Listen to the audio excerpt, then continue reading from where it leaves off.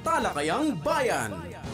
Masusing pag-uusapan ang mga programa at proyekto ng bayan. Talakayang Bayan.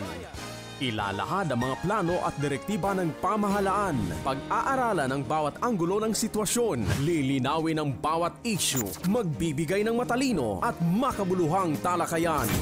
Talakayang Bayan. At nagbabalik ang ating programang impormasyon ng bayan para sa lahat. Nandito na po tayo sa ating ikalawang segment, ang Talakayang Bayan.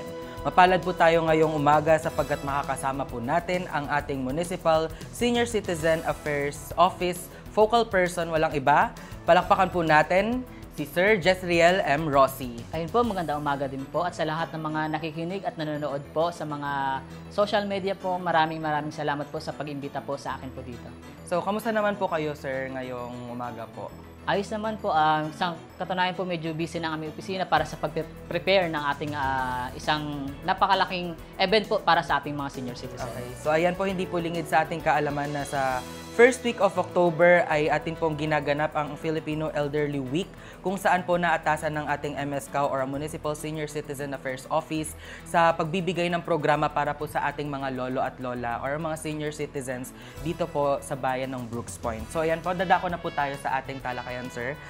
Sir, ano nga po ba yung kahalagahan po ng pagdiriwang ng National Elderly Filipino Week at paano po ito nakatutulong sa pagpapahalaga sa ating mga nakatatanda? Ayun po, ang selebrasyon ng ating Elderly Filipino Week this October 1 hanggang October 7 ay isang napakahalaga para sa ating mga senior citizen.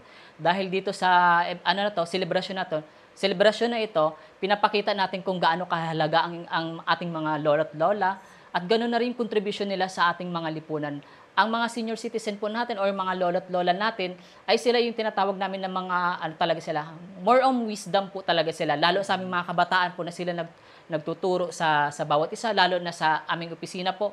May mga kasama po kaming mga senior citizen na staff. So kahit gano'n na po yung edad po nila, nariyan pa rin po sila sa serbisyo at patuloy kaming binibigyan ng gabay, tamang asal po, at yung mga experience po na dapat naming matutunan. So sa elderly natin napaparating, so ito yung pagkakataon na tayo naman magbigay ng sa kanila, ng importansya ng pagpapahalaga at pagmamahal sa ating mga senior citizen po. So ayun po, no, narinig po natin si Sir Jezriel na talaga pong napakahalaga at napakalaki po ng ambag po or ng role na ginagampanan ng ating mga nakatatanda. Hindi lamang po dito sa bayan ng Brooks Point but sa buong mundo po. So alaman po natin dito sa ating mga listeners po na marami po sa atin ang mga malalapit po sa ating mga lolo at lola. At may mga ilan din naman po na mas close pa sa kanilang mga lolo at lola kumpara sa kanilang mga magulang.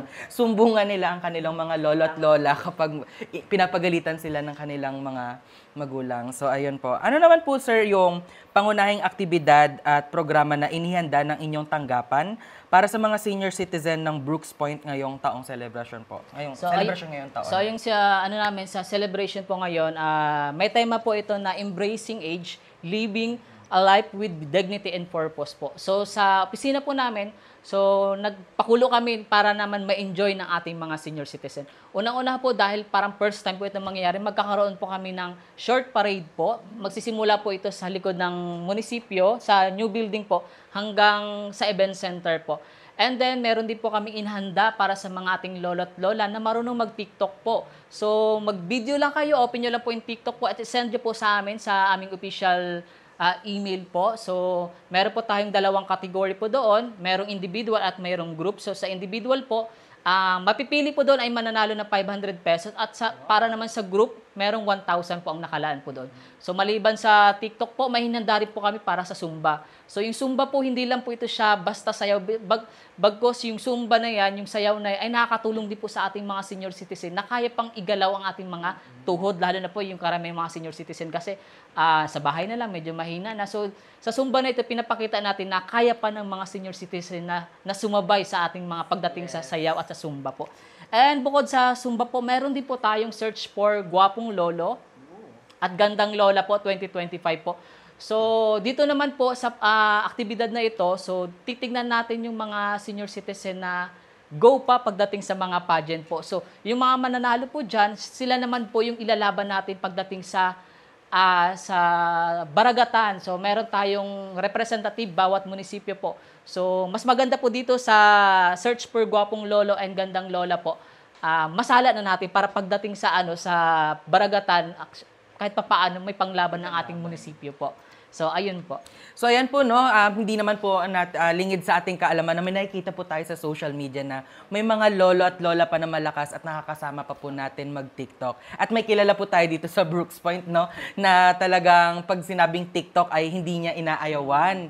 At syempre, ang kanilang mga genre po dito yung pagsasayaw nila ng mga dance nila dati. And tama rin po yun, sir, no, na magkaroon po tayo ng pageant para po sa ating mga lolo at lola. Hindi lang po ito para ituon yung mga pageant po para sa mga kabataan, but then binibigyan din po natin ng platform ang ating mga nakatatanda. At syempre, maganda sir yung hangarin po ninyo, no, na para sa darating po na Baragatan Festival ay ready po at nasala na po natin.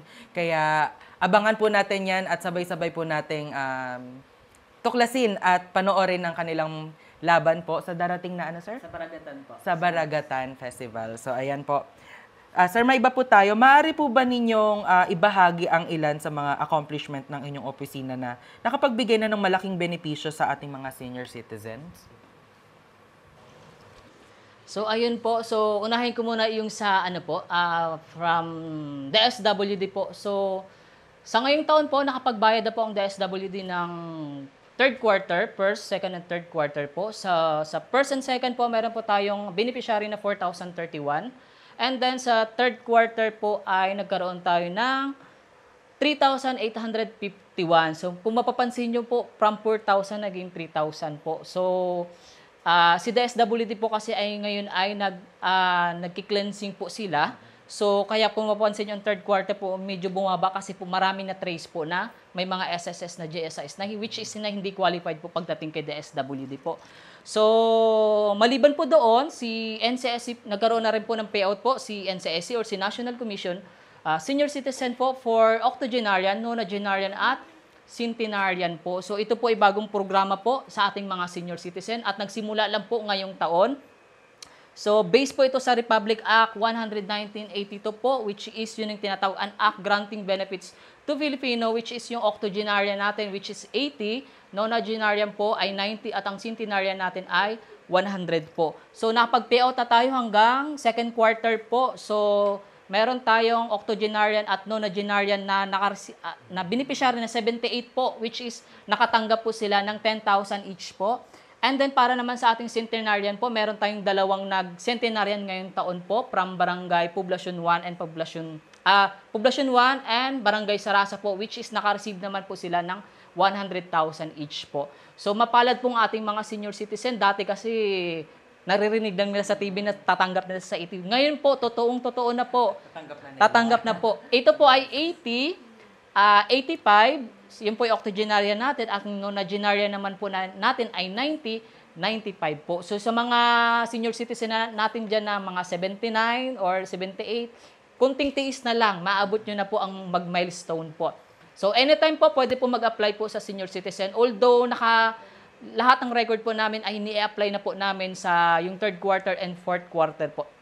At isa pang magandang balita po dahil nagkaroon ng another fund po si NCSC po. So yung 2024 po start ng March 17 po ay tumanggap na po kami ng application po. Sa mga hindi pa po nakahabol po, punta lang po kayo sa aming opisina po para may apply namin po kayo. Mga nag-birthday po ng simula 1944 po.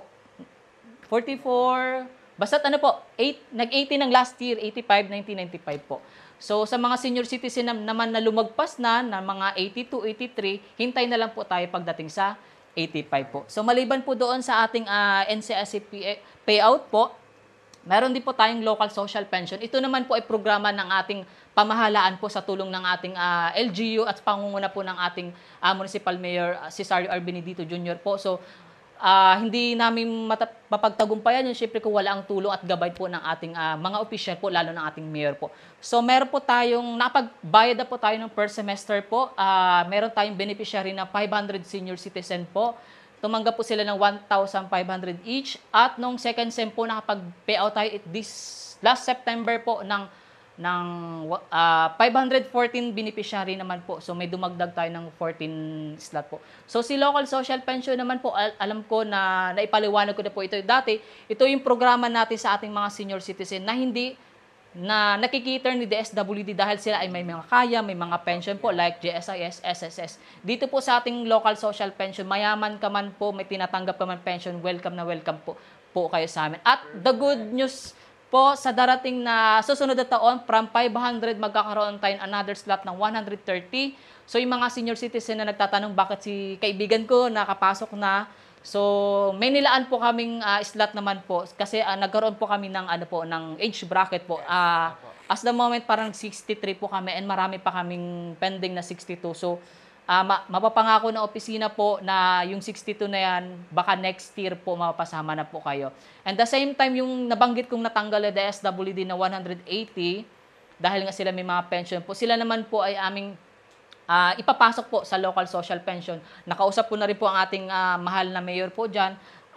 Tutulong po siya para idagdag po naman sa, kung halimbawa nakukulangin ng pondo, i-request tayo sa ating supplemental budget para mabayaran po yung mga tinanggal ni DSWD. Alam ko maliit man ito, hindi man siya katulad ni DSWD na 1,000 amat, pero yung tulong mula sa ating pamahalaan ay malaking bagay na rin po yan.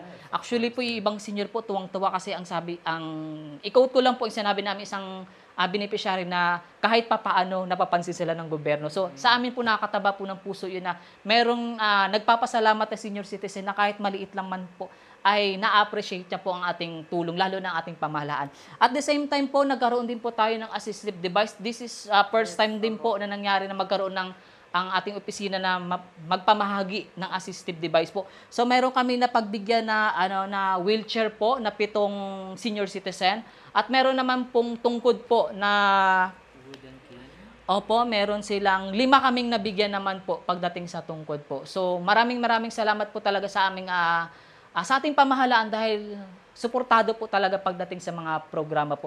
At dagdag ko na rin po sa ating program. So, by next year po ito siya ma-implement po. Magkakaroon na rin po tayo ng sariling centenarian po. So, maliban sa natanggap sa national po, sir, meron na rin po ang LGU na ipamamahagi ng sa mga nag-100 natin po. At kada taon po, meron din po silang tatanggapin. Kung halimbawa, 101, so another maka-claim po sila pag nag-102 hanggat buhay po ang senior citizen, tuloy-tuloy po 'yon. So sana po suportahan niyo po ang iyong mga lolo't lola, alagaan niyo po, although sabi nila palubog na ang tinatawag nila. Pero kahit ganyan po sila yung wisdom po na sinishare po sa atin, so malaking bagay po sa atin, lalo na sa ating mga kabataan po. So ang dami po ang dami pong na-mention ni Sir Jezreel at kitang-kita po natin na ganun po pinapahalaga ng ating pamahalang lokal ng bayan ng Brooks Point ang ating mga nakatatanda po dito. So before po talagang nakita po natin sa page po ng MIO, na-post po natin yun na na-awardan nga po dito ang isa sa mga umabot ng 100 years old. At yan sir, i-clarify ko lang po, gusto ko lang din po malinawan na itong 100, ang Centenarian Act po ay nilagdaan po ng ating Pangulong Bongbong Marcos, tama po ba? At malaking bagay po ito na kung next year po ay magkakaroon din po ng counterpart or bibigyan din po ng ating sariling pamahalaang lokal yung mga aabot po ng mga ganong klaseng edad. So, ang tanging hiling natin ay umabot po tayo ng 100 years. So syempre malaking bagay. Alagaan niyo po yung mga lolo't lola niyo po. Oo. Alagaan natin sila at alagaan din natin ang ating mga sarili para umabot din tayo at makakuha rin tayo ng ganong kalaking halaga.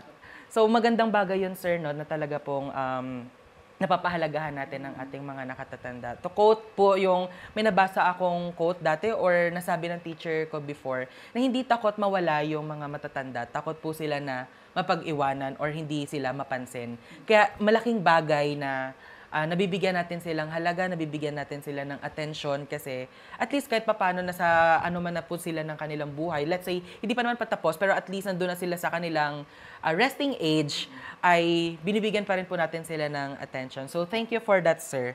At ano naman po yung pinakamalaking hamon o challenges na kinakaharap po ng inyong opisina sa pagbibigay serbisyo sa ating mga nakatatanda at paano nyo po ito tinutugunan? So ayun po, so isang isa sa mga challenges po na kami pinagdadaanan. Lalo na higit sa aming opisina po. So may mga bagay kasi ng mga limitado lang po talaga. Gusto namin na ganitong idagdami ng program, pero dahil sa mga limitado na binibigay lang po ng ating pamahalaan po, syempre hindi naman porket yung ni-request namin lahat ay magagrant po. So mayroong mga priority po dyan. So isa po yun na medyo challenges po sa amin. Pero alam ko naman sa mga susunod na taon ay magagrant rin po yung mga gusto pa namin idagdag po. At syempre, mas maliban po doon, gusto rin po namin na mas palawigin pa yung local social pension po. Bakit po? Kasi po, yung local social pension po, karamihan po ng mga senior citizen na nakausap namin ay binibili po nila ng gamot po talaga, which is napakalaking tulong po sa senior citizen yan. So, hindi lang beneficiary po sana ang hiling namin magdagdag sa mga susunod na taon, kundi yung pag-increase po na from 1,500, susubukan nating 3,000 pesos po. At malaking bagay na po sa ating mga senior citizen po.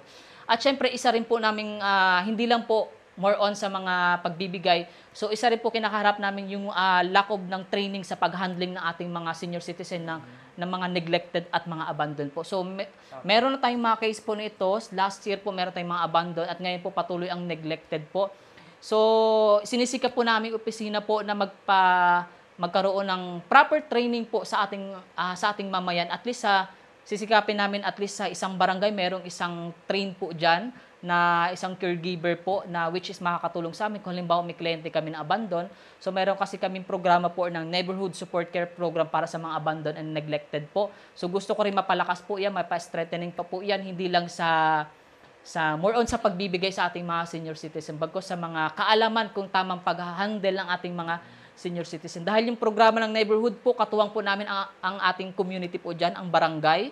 So ang barangay president sa association po ng mga senior citizen or sa barangay natin na nandyan po sa community at syempre ang aming opisina po. So gusto namin yung community ay tumulong po. Yun po ang layunin ng aming neighborhood po na magtulungan upang alagaan ang ating mga senior citizen na mga naulila po at wala ng pamilya po. So yun din po ang aming sinisikap po na mas papalakas pa natin ang ating mga programa po, lalo na po itong Neighborhood Support Care po. Ito ay isang bagong programa lang po dahil ito po ay sinikap po talaga na mapa-ordinance po ito dahil yung experience kong pinagdaanan sa nagbantay kami ng abandon sa hospital na halos 2 months po kami sa hospital, yung tipong yung mga sahod namin na ibibigay na po namin. So, napapaisip ako na wala pa tayong masyadong program na ganito at wala ring home for the aged po sa Palawan po. So, ang hirap. So, itong programa po nito, sinikap po talaga po na magkaroon na para sa ating mga abandon po. So, by next year po, susubukan naman namin po yung mga pa-training po sa ating mga caregiver po at lalo higit sa ating mga, siyempre sa staff din po dahil sila ang katuwang ko din yung nag-aalaga po ng mga senior citizen po kapag walang pamilya po talaga. Magandang po yun, sir, no? Parang magandang minimithi po natin yun na magkaroon po tayo ng isang safe place po para sa ating mga elders kasi mahirap po talaga ma-abandon na, especially mahirap po na kapag yung mga lolo at lola natin ay hindi na rin po sila sabihin nating able na mag-support sa kanilang mga sarili at kailangan na po nila ng mga tulong. So as much as possible po everyone, sa lahat po ng mga nakikinig po dito sa ating programa ay huwag po nating kalilimutan po ang ating mga lolo at lola. Masakit yun, sir, no? Kasi naalala ko before, nakapag-attend po ako sa isang NSTP outreach program namin sa Hospicio de San Jose. May mga matatanda po talaga na doon na wala pong kasama, walang pamilya at iniiwan na lang po doon sa isang lugar. At least, sir, may isang safe space or may isang community na nagbabantay po sa kanila. And that is something na wini-wish po natin ngayon at magkaroon po tayo ng ganong lugar para maalagaan po yung ating mga senior citizens. So, ayan po. Thank you so much for that, sir. Ano po yung, sabihin natin, pangmatagalang plano or proyekto ng inyong opisina para masiguro na patuloy po yung inyong suporta at mas magandang kinabukasan para sa mga senior citizens? So, ayun po, yung kanina, although nabanggit ko na po yung ating local social pension po.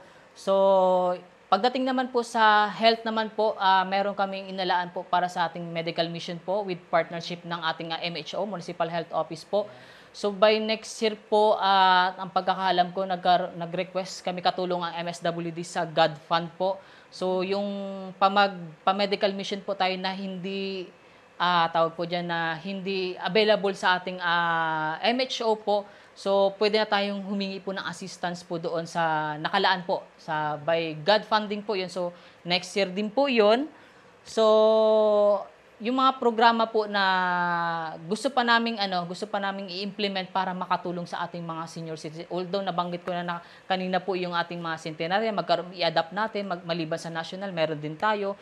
Mas palakasin pa natin ang ating mga pagdating sa yung local social pension natin, yung medical mission po natin na ilapit natin sa community. Yung although meron tayong libreng pagamutan, siyempre ang ibang senior citizen po talaga walang pamasahe po. So sa medical mission po, kami na mismo ang lalapit sa community po, at kung ano ba available na gamot, mga vitamins po, ay handa pong katuwang po namin ang MHO po. So, yun nga po, bali na nabanggit ko, nagpadagdag kami. Yung mga wala po na hindi available po ay matutugunan po natin with the help po ng ating MSWD para magbigay ng medical assistance po sa ating mga senior citizen po. Thank you so much for that, sir. Ito po ang susunod po nating katanungan. Paano naman po nakikipagtulungan ang inyong opisina sa LGU, sa mga barangay at sa iba pa pong mga stakeholders upang mas maging epektibo ang inyong mga programa?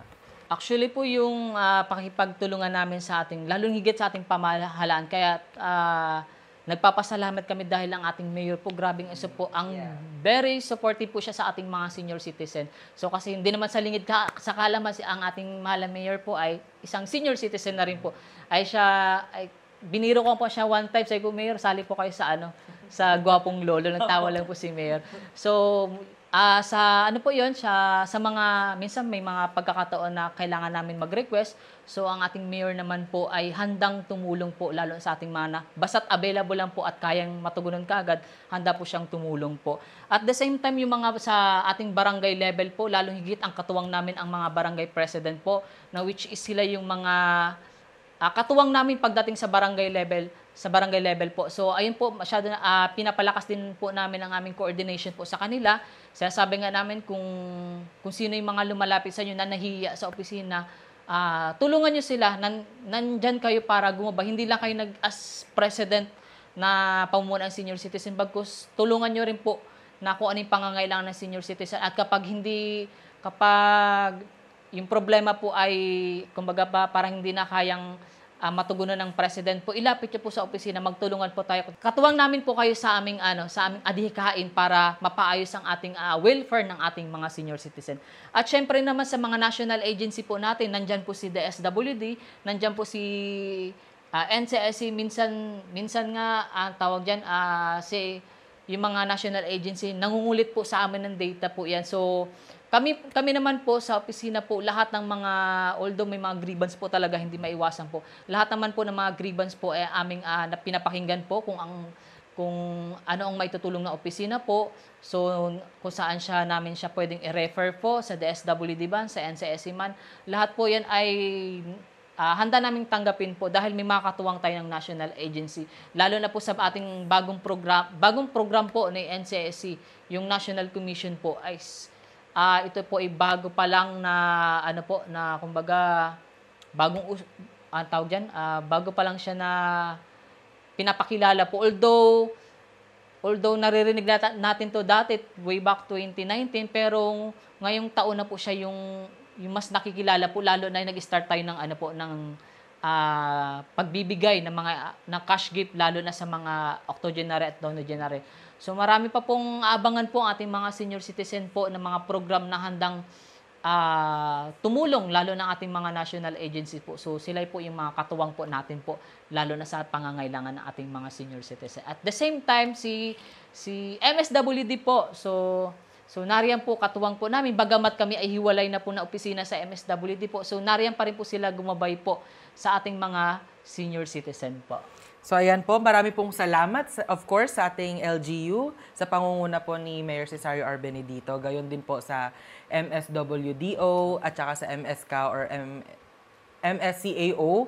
At syempre sa ating national government, the DSWD, sa patuloy po na pagsuporta sa ating mithiin sa pagpapahalaga sa ating pong mga nakatatanda. Panghuli sir, ano naman po ang inyong nais iparating na mensahe sa lahat ng mga senior citizens sa bayan ng Brooks Point? Ngayong ipinagdiriwang po natin ang National Elderly Filipino Week. So ayun po, so lahat ng mga senior citizen po, inanyahan po namin kayo sa darating na October 8 po sa ating event center po, gaganapin ang ating Elderly Filipino Week po. So ito po ay taunang selebrasyon po. So dito natin bibigyan ng pasasayahin naman natin ating mga senior citizen. Alam ko iba dyan nababagot lang sa bahay or minsan hindi na makapalengke kung saan-saan. Dito po this time po, so bigyan natin ng kasiyahan po ang ating mga senior citizen po. So kaya po iniimbitahan namin kayo sa darating ng October 8 po. So kita-kita po tayo doon. Sana po mag-enjoy po kayo sa aming ihanda po para mas maging masaya pa po yung pagiging senior citizen at makita nyo yung mga kasamahan nyo dati dahil magsasama-sama ang 18 barangay po sa isang event po. So, dalangin ko na maging successful po, maging masaya po ang ating mga senior citizen po sa aming inihanda sa aming opisina po. So ayan po, kita-kits po tayo sa darating na October 8 sa Brooks Point Event Center. At dyan po magkikita po ang mga lolo at lola natin, mga mag-aamigo at magkukumpare. Siyempre, bigay natin to yung araw na to para sa kanila. Nako sir, hindi na po natin namalayan po yung oras at maraming salamat po sa pagpapaunlak po ng interview po na ito and thank you so much po sa inyong effort sa pagpapahalaga po ng ating mga senior citizens dito po sa bayan ng Brooks Point. Talakayang Bayan. Masusing pag-uusapan ang mga programa at proyekto ng bayan. Talakayang Bayan. Ilalahad ang mga plano at direktiba ng pamahalaan. Pag-aaralan ang bawat anggulo ng sitwasyon. Lilinawin ang bawat issue. Magbibigay ng matalino at makabuluhang talakayan. Talakayang Bayan.